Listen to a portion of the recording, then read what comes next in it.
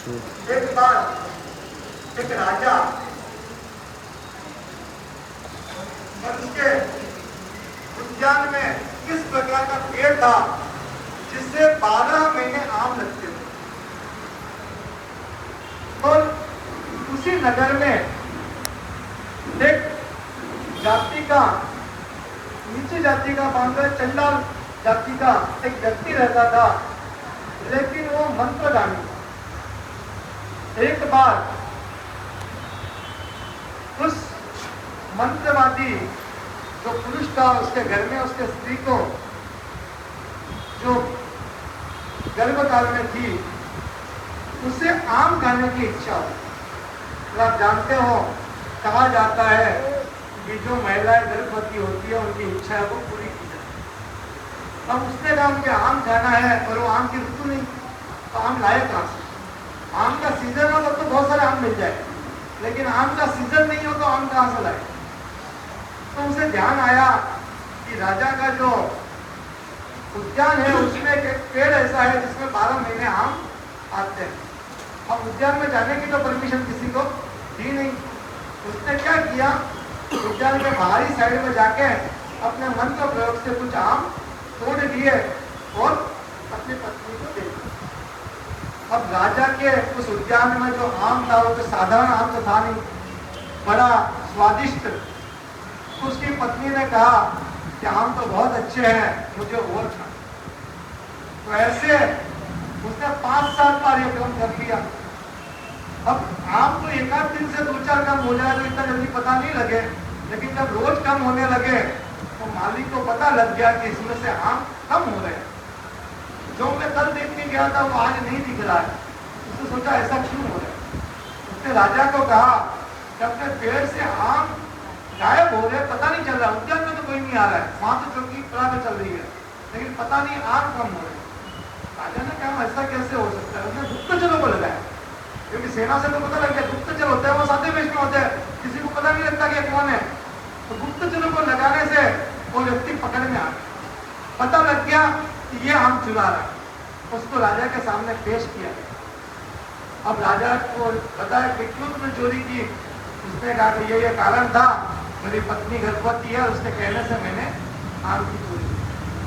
राजा को लगा इसको दंड देना, तो उसने उसको आजीवन कारावास मान लो या मृत्यु दंड मान लो। राजा होता है जो मन में आता दे सकते हैं, उस समय कोई ऐसा नियम संविधान बना हुआ नहीं था कौन से नियम के लिए कौन सा देना है। राजा को बड़ा गुस्सा आया, मेरे बगीचे का आम चुराए कि इसको मृत्यु दंड दे। मंत्री ने सोचा इतने से चोरी के लिए मृत्यु दंड, ये तो गलत है, इसको कैसे चेंज करें। तो उन्होंने राजा से कहा, राजा तुम इसको मृत्यु दंड दे रहे हो, उसको तो कोई दिक्कत नहीं है, लेकिन इसके पास जो विद्या है उसे तो ग्रहण कर लो, वो भी चली जाएगी इसके साथ। ये मंत्र विद्या से आम तोड़ता है, इस विद्या से कितने काम हो सकते हैं, आप इस विद्या को ग्रहण कर लो, फिर बोलिए इसको मृत्यु दंड दे जाए। तो ठीक है, उसको बोल चल तू मेरे को पहले विद्या सिखा। अब वो राजा बैठा है, सिखा सकता है, वो नीचे खड़ा है और वो विद्या सिखाता है, लेकिन वो राजा को आती नहीं, कोई पढ़ने नहीं पड़ती। क्यों? अभिमान में विद्या नहीं आई। जब तक जीवन में अभिमान है तब तक विद्या ग्रहण नहीं कर सकते। राजा कहता है बार बार कोशिश करो, मुझे याद नहीं हो रहा है। मंत्री कहता है जिससे विद्या ग्रहण करनी है वो गुरु होता है, और गुरु नीचे खड़ा, शिष्य ऊपर बैठा, तो कहां से विद्या आएगी? आप इसे ऊपर बिठाओ, आप नीचे आओ तो आपको विद्या मिलेगी। राजा को विद्या चाहिए थी, उसने कहा ये भी ठीक है। उस व्यक्ति को ऊपर बिठाया और खुद नीचे खड़े हो गए, और उसके बाद जब उसने प्रयास किया राजा को विद्या मिल गई। राजा को विद्या मिल गई, लेकिन साथ साथ में विनय भी आ गया, क्योंकि नीचे बैठ के जब विद्या को पता लगे, नीचे बैठ के उसने कहा ये गुरु बनाओगे तब विद्या आएगी। अब जिसको गुरु बना लिया उसको कोई मृत्यु दंड दे सकता है, तो फिर उसको छोड़ दिया।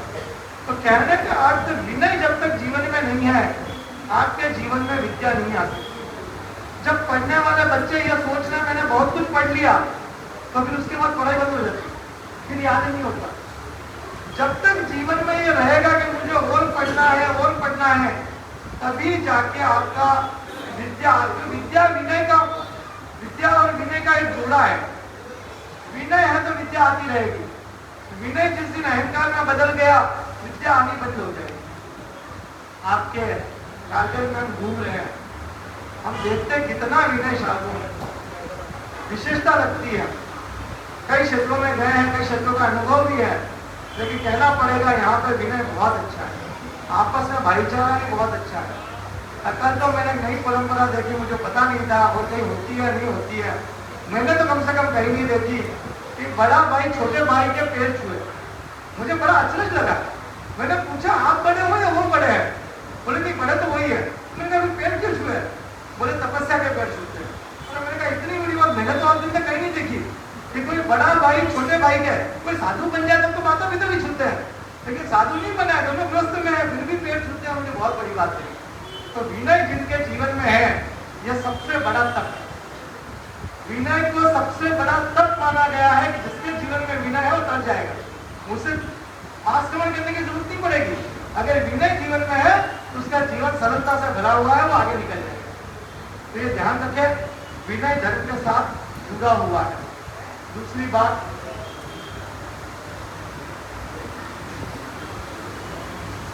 हमें महावीर की जीवनी सुननी है, और साथ साथ एक चीज और है। मेरे हाथ में कार्ड है, जैसे मैंने एक दिन पहले भी बताया था, मुनि श्री महेंद्र कुमार जी स्वामी चैंबुल विराज रहे हैं, उनके साथ प्रसन्न विराज रहे, सभी मिलकर आचार्य श्री महाश्रमण जी जो मुंबई पधार रहे हैं, उनकी अगवानी के लिए कुछ तैयारियां कर रहे हैं। वो आप सब आचार्य श्री की पूरे धर्म संघ की अगवानी करना चाहते हैं। कोई भी व्यक्ति ऐसा नहीं होगा जो सोचता हो कि हमें अगवानी नहीं करनी है। सब तैयार है, सब कमर कस के तैयार, हमें अगवानी करनी है। लेकिन वो कहते हैं अगवानी कैसे करनी है ये पता है कि नहीं? अगवानी करनी है इसके लिए तो तैयार हो, अगवानी कैसे करनी है यह महत्वपूर्ण बिंदु है। गुरु किससे खुश होंगे, गुरु के सामने क्या प्रेजेंट करोगे तब उनको राजी होंगे, ये महत्वपूर्ण बात है। और ये बात सिखाने के लिए उन्होंने ये उपक्रम चालू किया है जिसका नाम है उत्थान। तो ये उत्थान का क्रम, इससे हर भाई बहन को जुड़ना है। कैसे जुड़ना है? इस पे फोन नंबर दिया है, ये कार्ड आप सबको दिया गया होगा या अभी देने वाले हैं। कार्ड यहाँ पर आ चुके हैं, सब तक पहुंच चुके हैं। उसमें एक मोबाइल नंबर है, उस मोबाइल नंबर काउंटर से सभी को एक कार्ड मिल जाएगा, उस पर एक मोबाइल नंबर है। उस मोबाइल नंबर को अपने व्हाट्सएप ग्रुप में सेव करना है, अपना नाम, अपने क्षेत्र का नाम और अपनी उम्र ये उसमें लिखना है और उसमें भेज देना है। आपको वहाँ अलग अलग ग्रुप से जोड़ दिया जाएगा, जैसे आपकी केमिस्ट्री लगती है। बच्चे हैं तो बच्चों के ग्रुप में जोड़ दिया जाएगा, महिला है तो महिलाओं के ग्रुप में जोड़ दिया जाएगा, पुरुष है तो उनके हिसाब से, युवक है तो युवकों की लिस्ट में जोड़ दिया जाएगा। तो आपके लिए जो करणीय कार्य है उसकी सूचना प्रतिदिन थोड़ी थोड़ी रोज 1 या 2 मिनट के व्हाट्सएप आएंगे, उसको सुनना है, देखना है, पढ़ना है। जिस तरह पढ़ने के भी मैसेज आ सकते हैं, वीडियोज भी आ सकते हैं, ऑडियो मैसेज भी आ सकते हैं, लेकिन रोज केवल 1 मिनट का मैसेज आएगा जब तक। और उसमें अलग अलग प्रकार की बातें आपको मिलेगी जिससे आपको मोटिवेशन करने की या आपको तैयार होने के लिए कैसे आपको गुरुदेव की अगवानी करनी है। छोटी छोटी बातें, गुरुदेव को गोष्ठी के लिए निवेदन करना है तो कैसे करना है, साधु संतों को गोष्ठी के निवेदन करना है तो कैसे करना है, साधु संतों से बात करनी है तो उसका अपनी भाषा का तरीका क्या हो। ऐसी छोटी छोटी बातें हर एक को बताने का लक्ष्य मुनिश्री का है। और अगर आप लोग इस ग्रुप से जुड़ेंगे तो आपको बहुत सारा फायदा हो सकता है। कोई भी भाई बहन जिसके पास मोबाइल है वो इससे वंचित ना रहे, इस ग्रुप से अवश्य जुड़े। अब भगवान महावीर की जीवनी की तरफ चलते हैं। कल हमने भगवान का 16वां भव देखा था, जिसके अंत में उन्होंने ये निर्णय की कि अगर मेरी तपस्या का फल हो तो मैं अगले भव में मेरे भाई जो विशाखानंदी था उसको मारने वाला हूं। तो इस प्रकार नियाड़ा करके, नियाड़ा से पूर्व उनका आयुष्य बन चुका था, इसलिए वहां से वो 7वें देवलोक और 7वें देवलोक से पुनः चवन कर प्रजापति राजा कोतनपुर नगर, उसके प्रजापति राजा के 2 रानियां थी, मृगावती और भद्रा, भद्रा और मृगावती। उनके घर में मृगावती के गर्भ से जब भगवान महावीर के जीव का जन्म हुआ और उनके जो भद्रा जो बड़ी रानी थी, 2 रानियां थी, उसमें बड़ी भद्रा थी, छोटी दुर्गा की थी। तो भद्रा के कुक्षी से अर्चल नाम के राजकुमार का जन्म हुआ। अर्चल और त्रिपुष्ट दोनों ही राजकुमार और अपनी प्रतिभा से धीरे धीरे बड़े हो रहे हैं। दोनों ही राजकुमार बड़े शक्ति संपन्न, बड़े दैदीप्यमान, क्योंकि वो इस युग के प्रथम वासुदेव और प्रथम बलदेव बनने वाले। तो दोनों ही स्वप्न मां स्वप्नों से आए हुए, मां स्वप्नों से जिन्होंने अवतार लिया। क्योंकि आपको पता होगा जो भी विशिष्ट पुरुष होते हैं उनकी माताएं घर काल में सपने देखती है। तो यदि वासुदेव और बलदेव बनने के लिए आए तो उनकी माताओं ने भी स्वप्न देखे और विशिष्ट सपनों के साथ उनका इस संसार में अवतरण हुआ, वो बड़े हो गए। जो जैन तत्व दर्शन को जानता है उन्हें पता है प्रत्येक अवसर्पिणी युग में और प्रत्येक उत्सर्पिणी युग में 24 तो तीर्थंकर होते हैं, 9 वासुदेव होते हैं, 9 बलदेव होते हैं और 9 प्रतिवासुदेव होते हैं और साथ में 12 चक्रवर्ती होते हैं। लेकिन ये 3 का जो ग्रुप है, वासुदेव, बलदेव और प्रतिवासुदेव, ये एक ही समय में उत्पन्न होते हैं। मतलब ऐसा नहीं कि एक ही साल में, एक समय में, मतलब ये तीनों का मिलना होने वाला है।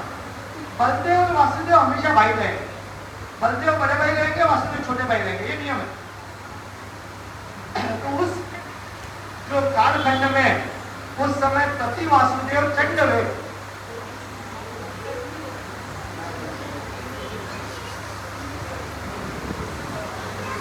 उनका राज्य था, रत्नपुर नगर, और उस राज्य में 3 खंड का राज्य उनके अंतर्गत था। क्योंकि वासुदेव और प्रतिवासुदेव समान शक्तिशाली होते हैं। वासुदेव के पास भी 3 खंड का राज्य होता है, प्रति वासुदेव के पास भी 3 खंड का राज्य होता है। तो वो राजा जो 3 खंड का राजा था, बड़ा पराक्रमी था, उसके मन में एक बार आया कि क्या मुझे भी कोई मारेगा या मैं स्वाभाविक मृत्यु को प्राप्त होगी? मेरी मृत्यु स्वाभाविक रूप से होगी या मुझे कोई मारने वाला भी है? कोई ज्योतिषी को बुलाता है। जो राज ज्योतिषी था उसको बुलाया और कहा कि मैं जानना चाहता हूं कि मुझे कोई मारने वाला भी है या मैं स्वयं की मृत्यु से मरूंगा। अब राज ज्योतिषी था, ज्योतिष शास्त्र भी उस समय में बड़ा डेवलप था, सारी बातें समझ में आ जाती थी। उसने कहा अभय दान दो तो कुछ बताओ, बिना अभय दान के तो बता नहीं सकता। राजा ने कहा अभय दान है, जो भी हो निसंकोच कहो। उसने कहा आपकी मृत्यु किसी के हाथ से होने वाली है, स्वाभाविक मृत्यु नहीं। तो बोले मैं उसको कैसे पहचानूं? तो बोले 2 लक्षण बता सकता हूं। 2 लक्षण बताए कि आपका जो दूत है चंडवेग, इस दूत का जो अपमान करेगा वो व्यक्ति आपको मारने वाला है। और दूसरा लक्षण बताया कि आपके राज्य में एक क्षेत्र है शाली क्षेत्र, उस क्षेत्र में एक बार शेर का आतंक बढ़ जाएगा, उस शेर को जो खत्म करेगा वो आपको मारने वाला है। दोनों लक्षण बता दिए। ज्योतिषी अपने घर गए। अब ये सोच रहे उस व्यक्ति को ढूंढना पड़ेगा, कहाँ है वो?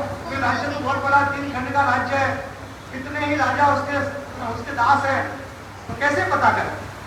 तो उसने अपने दूत जो चंडवेग था उसको भेजा तो भाई तू जा और अलग अलग राज्यों में मेरी मतलब एक शिष्टाचार भेज, तुमने घूमते घूमते जाओ और पूरे सभी राजाओं ने अपने अंतर्गत जितने भी राजा सबको मिलकर आओ।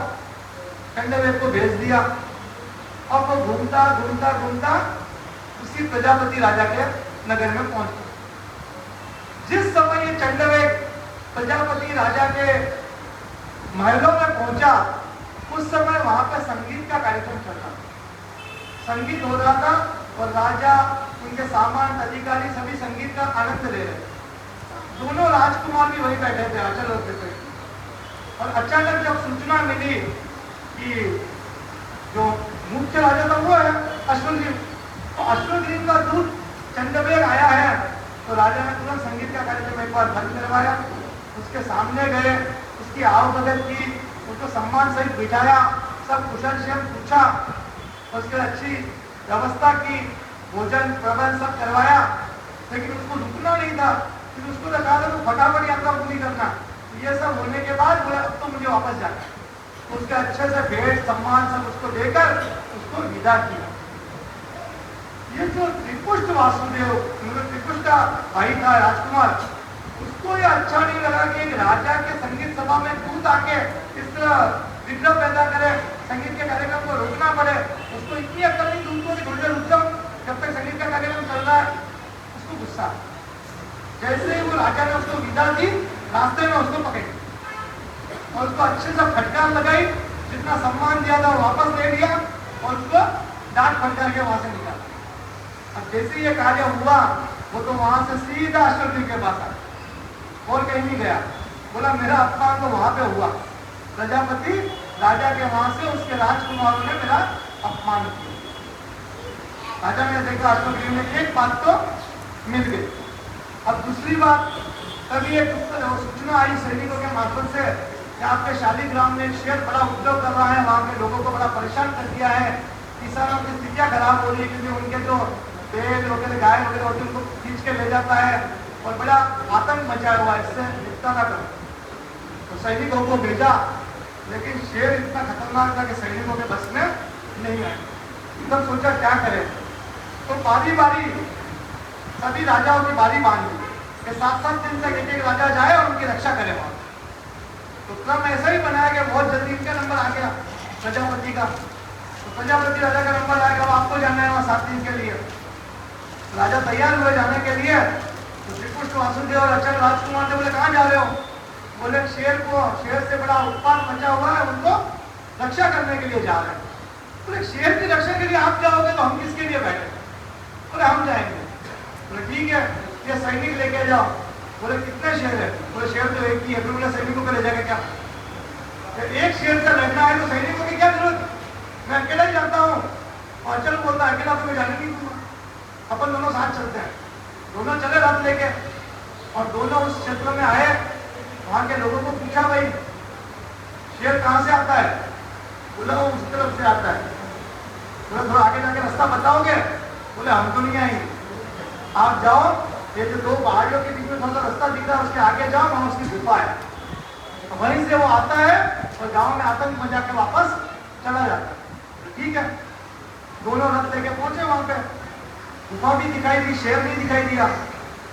अब जो वासुदेव का जीव है या जो बलदेव का जीव है, उनकी जो ध्वनि होती है वो भी बड़ी प्रचंड होती है। उन्होंने वहां जाकर जोर से अपनी ध्वनि की। जैसे ही ध्वनि की वो शेर बाहर आ गया। इतनी जोर से कौन दहाड़ा भैया? शेर तो दहाड़ते हैं, और कौन आ गया? जैसे ही बाहर आया, कुछ देखता यार तो शेर है, नियंता है, इसके बाद तो कोई हथियार तो है नहीं, तो मैं हथियार लेके युद्ध क्यों करूं? उसने हथियार वही रखी है। उसने देखा वो तो पैदल आ रहा है, मैं रथ में जाके क्या करूं? वो भी उतर गया रथ से, गया सामने। और शेर देखा अकेला व्यक्ति इतनी हिम्मत की मेरे सामने आ रहा है।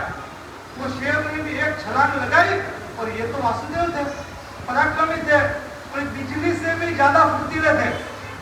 जैसे ही शेर ने छलांग लगाई, उसने भी छलांग लगाते हुए उसके जबड़े को दोनों हाथ से पकड़ लिया। और दोनों हाथ से पकड़ने के बाद जैसे आप लोग पुरानी चद्दर को फाड़ देते हो दोनों से पकड़ के, वैसे पूरे शेर को फाड़ दिया। वासुदेव कोई कम पराक्रमी नहीं होते, बहुत बड़ी शक्ति के मालिक होते हैं। क्योंकि वासुदेव का शरीर कौन सा होता है? आपको अगर तत्व ज्ञान की थोड़ी जानकारी हो तो वासुदेव के पास वज्र ऋषभ नाराज सहनक वाला शरीर होता है। और जो ऐसा शरीर का धारण करता है उसको सामान्यतया सहज मतलब मृत्यु तो आ ही नहीं सकती। ऐसा विशिष्ट शरीर उनके पास होता है, चाहे ऊपर से गिरे चाहे कुछ, लगभग उनके मृत्यु की संभावना बहुत कम होती है। ऐसा बलशाली शरीर उनके पास था वज्र ऋषभ नाराज। हम कई बार सुनते हैं भगवान महावीर को कितने कष्ट आए, संगम देव ने कितने कष्ट दिए, ऊपर उठा के नीचे पटका, कई प्रकार के कष्ट सुनते हैं। 20 मानसिक कष्ट, मतलब सामान्य आदमी को एक भी कष्ट आए तो मर जाए, ऐसे 20 मानसिक कष्ट में भगवान महावीर को मृत्यु नहीं मिली। क्योंकि वो शला का पुरुष और वो वज्र ऋषभ नाराज सहमत के धारक थे। मतलब की हड्डियां नहीं टूटी, कुछ पटेने से भी हड्डियां नहीं टूटी। हाँ, दर्द होता है, वेदना होती है, लेकिन मृत्यु को प्राप्त नहीं होता। इस सहगन का विशेषता है। तो इस प्रकार वहां पे शेर का आतंक को समाप्त किया और आगे बोले अब आगे से किसी राजा को जाने की जरूरत नहीं है। वहां पे आगे इधर प्रजापति को पक्का विश्वास, इसको अश्वत्थ जी को पक्का विश्वास हो गया कि मेरे लिए तो ये खतरा है, अब क्या करूं, कैसे इसको खत्म करूं। और सोचा और तो क्या रास्ता है, उन दोनों को यहाँ बुला लेते हैं, फिर देखते हैं क्या करना। यहाँ आने के बाद जो भी रास्ता मिलेगा उससे उसको खत्म कर देते हैं। तो मैसेज भेजा, समाचार भेजे कि आप लोगों ने बहुत अच्छा कार्य किया, सभी लोगों की रक्षा की है, हम दोनों राजकुमारों को सम्मानित करना चाहते हैं, जैसे दोनों राजकुमारों को मेरे यहाँ देखिए, मैं उनका सम्मान करना चाहता हूँ। जैसे दूर के सम्मान का समाचार लेके गया, त्रिपुष्ट वासुदेव ने कहलवाया कि जो राजा अपनी प्रजा की एक शेर से रक्षा नहीं कर सकता, ऐसे कायर लोगों के हाथ से मुझे सम्मान नहीं देता, ऐसे कायर राजा के हाथ से मैं सम्मान नहीं लेता। वापस भेज दिया, कोई रास्ता नहीं बचा। तब अपनी चतुरंगिनी सेना को लेकर आक्रमण कर दिया। आक्रमण के लिए तो तैयारी थे, क्योंकि नीमा यही बनी हुई है कि वासुदेव प्रति वासुदेव को मारेगा तभी वासुदेव बनेगा। तो युद्ध हुआ, वासुदेव के पास चक्र होता है जो एकदम अंतिम हथियार से ब्रह्मास्त्र कहा जाए, उस हथियार से उसको खत्म कर दिया अश्वत्थ को, और स्वयं वासुदेव 3 खंड के राजा त्रिपुष्ट वासुदेव। तो इस प्रकार भगवान का जीव ये 18वें भाव में त्रिपुष्ट वासुदेव जो पहले वासुदेव इस अवसर पर निकालते हैं, और अचल जो पहले बलदेव बने। अचल ने कालांतर में आगे जाके दीक्षा ली और अपने जीवन का कल्याण कर लिया, सिद्ध बन गया, मुक्त बन गया। वासुदेव जो थे ये अपने कर्म तो थे लेकिन थोड़े क्रूर शासक थे। उनके जीवन में सरलता नहीं थी, कठोरता थी, क्रूरता थी। और एक जो प्रसंग आता है जिसके कारण उनको 7वीं नाकी में जाना पड़ा, वो प्रसंग इस प्रकार का है। समय थोड़ा सा आगे निकल रहा है, 5 मिनट में संपन्न कर देता हूँ कि जो त्रिपुष्ट वासुदेव एक बार संगीत का कार्यक्रम चल रहा था और इनको नींद आने लगी। उसने शैया पालक से कहा कि जब तक मैं जग रहा हूँ तब तक तो चलने देना, ताकि मुझे भी सुनाई दे। लेकिन जैसा ही मुझे नींद आ जाए इस संगीत के कार्यक्रम को बंद करवा दे। शैया पालक ने सुना, लेकिन क्या है कि सब जब मधुर संगीत होता है सब उसमें खो जाते हैं, उसे ध्यान नहीं रहा। और इधर त्रिपुष्ट वासुदेव को नींद आ गई तो कार्यक्रम चलता है।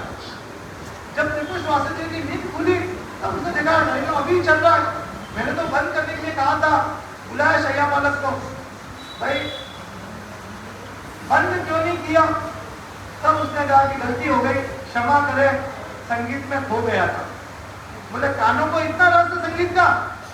बुलाया पहरेदारों को, बोला गरम गरम शीशा करवाओ तो उसके कानों में डालो, इसको संगीत बड़ा प्रिय लगता है। तो गरम गरम शीशा उसके कानों में डलवाया गया, तड़प तड़प कर उसके कान निकले। इतने क्रूर कर्मों का बंधन उस समय त्रिपुष्ट वासुदेव का होता है, निकाचित कर्मों का बंधन जिसे भोगे बिना छूट नहीं सकते। उस कर्मों के कारण उनको 7वीं नारकी में जाना पड़ा। भगवान का जीव, होने वाले तीर्थंकर का जीव, लेकिन कहाँ गया, अपनी करने के कारण 7वीं नारकी में पहुंचा। तो इस प्रकार त्रिपुष्ट वासुदेव का जो वर्णन था मैंने किया। आगे का वर्णन हम और कल सुनेंगे। लगभग समय संपन्न है। अगर आप लोग थोड़ी स्थिरता रखें तो पर्ची मेरे पास आई है कि ज्ञानशाला परिवार की ओर से तब मधुमोहना की गीति का गाना है उनको, आप लोग चाहे तो उनको मैं परमिशन दे सकता हूँ, तो आगे जाए। ज्ञानशाला परिवार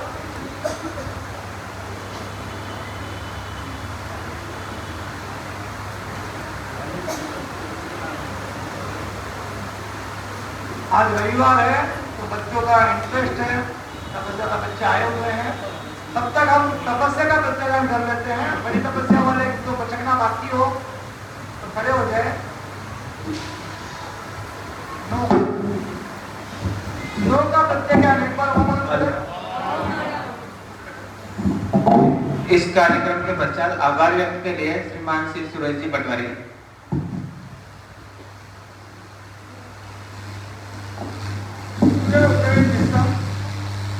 कहानी परिता वैयाकरणम मंत्र ज्ञानम सर्व समायुक्ति आधारणम घोषिरामि घोषिरामि। श्लोक का प्रत्यय ज्ञान हो मतलब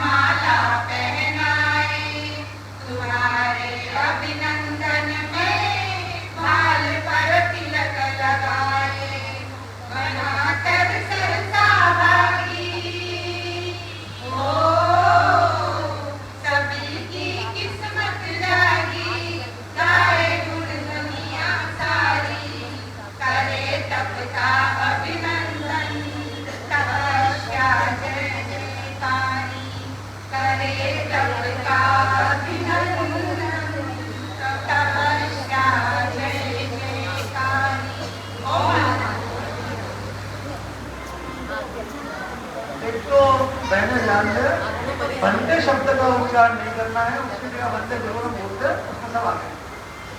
दूसरा, दो तपस्या हमारे बीच 9 की तपस्या चल रही है, 5 की तपस्या चल रही है और उपवास का प्रत्येक जिनको करना है मैं खड़े हो जाए उपवास वाले।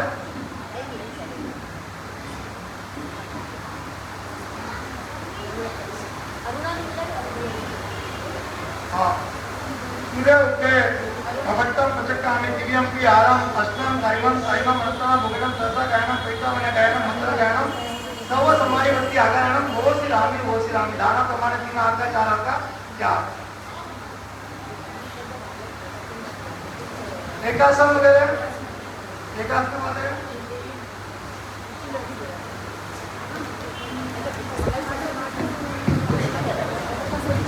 आराध्य देव के श्री चरणों में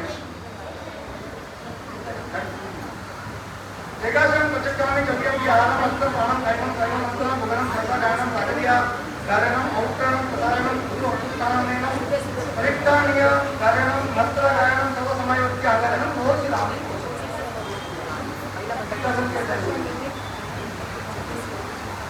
आराध्य देव के श्री चरणों में सबकोटि वंदन। महान तपस्वी गुरुदेव श्री महासंघ जी के सत्संग।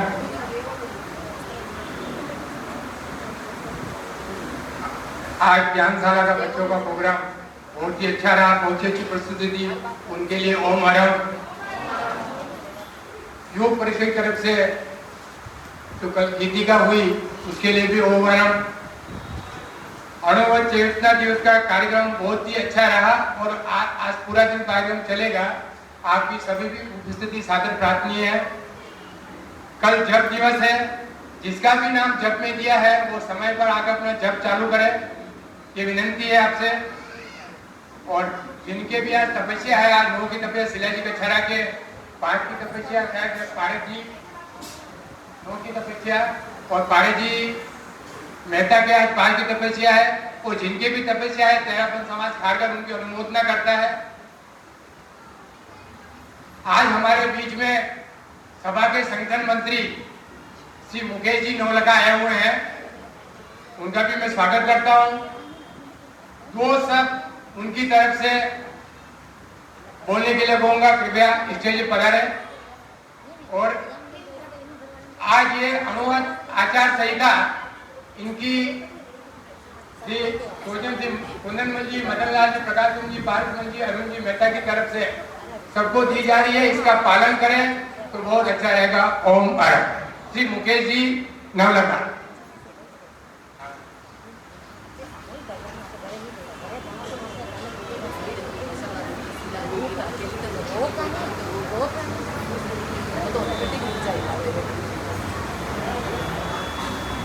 आराध्य के श्री चरणों में काले व्याख्यानના પછીમાં ચોવીસા રાત્રે આથી આપને રૂપણો હતા सब जना आपने और कोई बेबे परिवार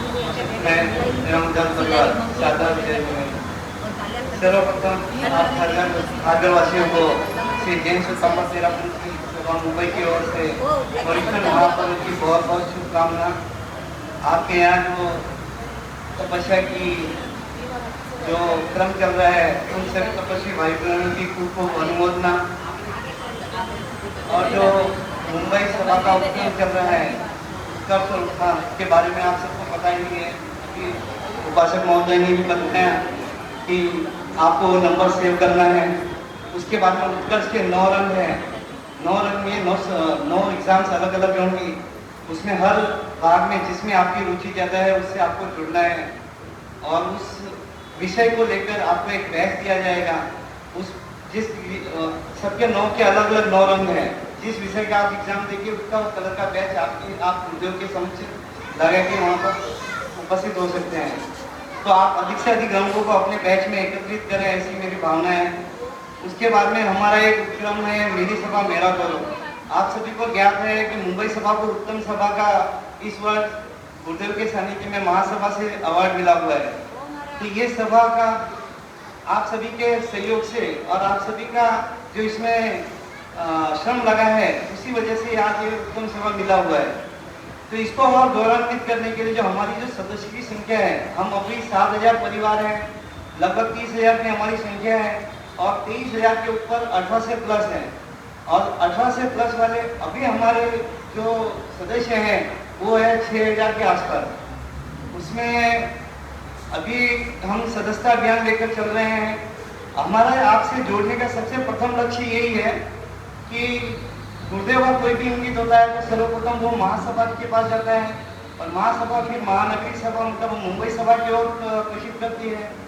तो मुंबई सभा जब यहाँ से कोई समाचार को प्रेषित करती है तो वो जो सदस्य हैं उनके पास ही पहुँचता है, अन्यत्र नहीं पहुँचता है। अन्यत्र पहुँचता है वो हो सकता है संशोधित हो सकता है उसकी गुणवत्ता पूरी नहीं हो सकता है वो किसी भी रूप में आप तक पहुँचे।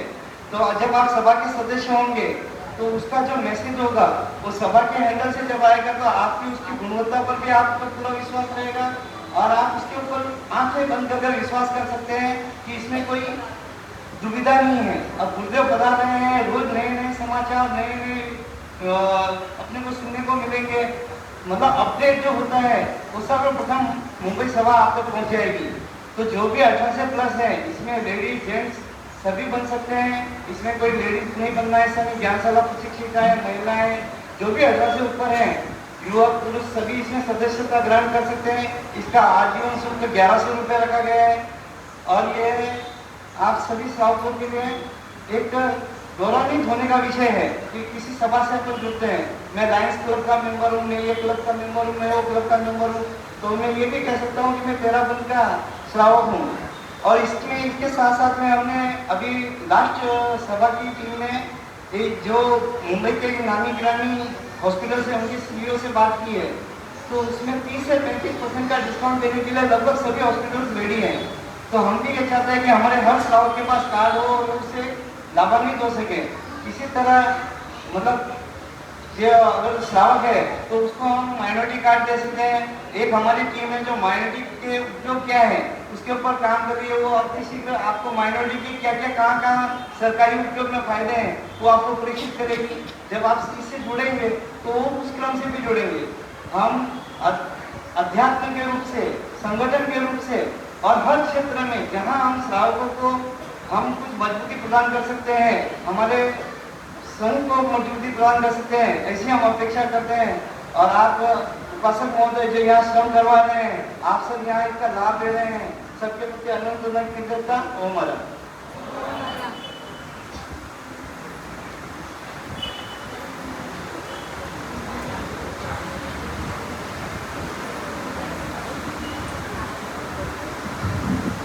बहुत बहुत धन्यवाद भाई साहब। सिर्फ 2 मिनट का और टाइम है, मंगल पाठ के साथ प्रोग्राम संपन्न हो रहा है। कल अति आवश्यक सूचना, कल प्रोग्राम संपन्न होने के बाद तब सभी भाई बहनों की तब अनुमोदना रखी जा रही है यहीं पर महिला मंडल की तरफ से। तो उसके बाद घर पर कोई नहीं जाए और यही रहकर तब अनुमोदना में सहभागिता दर्ज करें। मेरा नम्र निवेदन, मंगल पाठ।